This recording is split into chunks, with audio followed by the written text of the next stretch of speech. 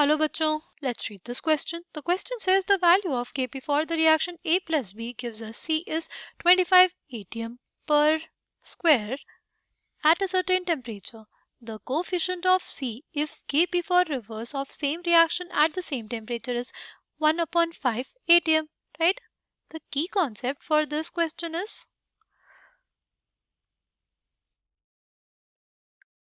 equilibrium constant.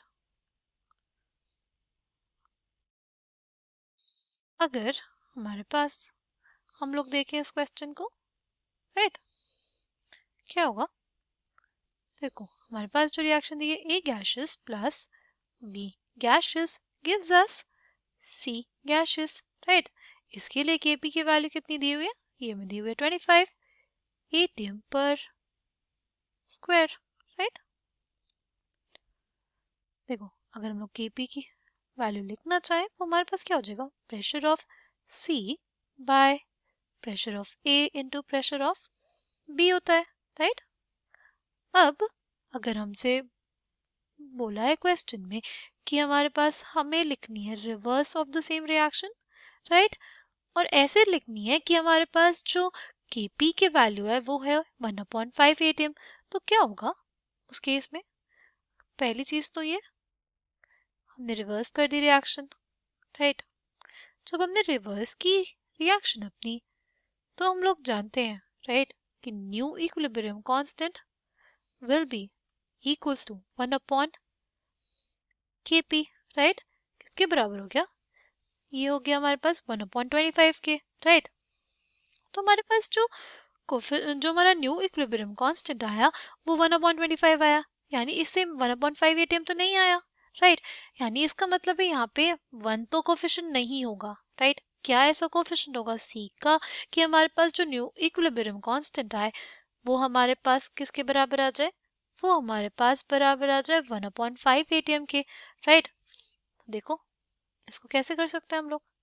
सी, अगर हम लोग सोचे तो हम लोग ये कह सकते हैं ना कि बेसिकली ये जो हमारे पास इक्विलिब्रियम कांस्टेंट आया है 1/25, इसका क्या है? इसका अगर हम लोग स्क्वायर रूट ले लें, अगर इसका हम लोग स्क्वायर रूट ले लें तो हमारे पास क्या आ जाएगा? 1/5 atm आ जाएगा ना, राइट? यानी इसका मतलब क्या? हमारे पास जो नया इक्विलिब्रियम कांस्टेंट आना चाहिए, राइट, वो क्या आना चाहिए?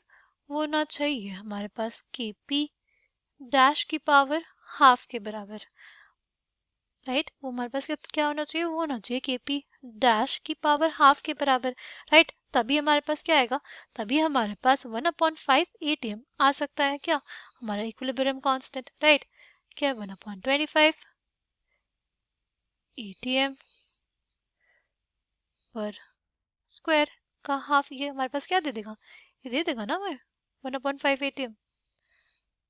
यानी बेसिकली हमें रिएक्शन कुछ इस तरह से लिखनी है कि हमारे पास जो न्यू इक्विलिब्रियम कांस्टेंट आए, राइट, जो हमारा न्यू इक्विलिब्रियम कांस्टेंट आए उसमें हमारे पास पूरी इक्वेशन में क्या मल्टीप्लाइड हो? हाफ मल्टीप्लाइड हो, तभी हमारे पास ये हम लोग लिख सकते हैं, राइट?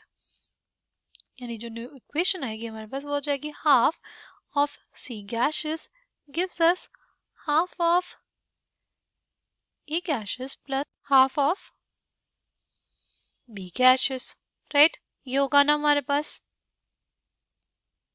तभी जब हम लोग इक्विलिब्रियम कांस्टेंट लिखेंगे वो क्या आ जाएगा? वो आ जाएगा प्रेशर ऑफ A की power 1/2 into pressure of B की power 1/2 by pressure of C की पावर 1/2, राइट? और फिर हम लोग इसको लिखेंगे क्या? हम लोग लिख सकते हैं PA into PB by PC की पावर 1/2, राइट? और ये बेसिकली हमारे पास किसके बराबर होगा? ये हमारे पास बराबर हो जाएगा इसके इक्विलिब्रियम कांस्टेंट के, विच इज Kp डैश के बराबर हो जाएगा Kp डैश की पावर 1/2, राइट? अगर ये Kp डैश की पावर 1/2 होगा तो हमारे पास ये की वैल्यू क्या हो जाएगी? 1/25 atm पर स्क्वायर की पावर 1/2। तो हमें क्या मिल जाएगा? उस केस में हमारे पास मिल जाएगा हमें 1/5 ATM, राइट। तो हमसे क्वेश्चन में यही पूछा था कि सी का कोफिशिएंट क्या होना चाहिए, तो सी का कोफिशिएंट स्टोइकियोमेट्रिक कोफिशिएंट होना चाहिए 1/2, तब ही हमारे पास जो न्यू इक्विलिब्रियम कांस्टेंट है वो क्या आएगा 1/5 ATM.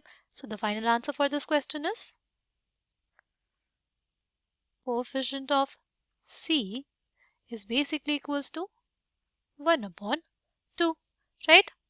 I hope आपको ये बात समझ में आई हो. Thank you and all the best.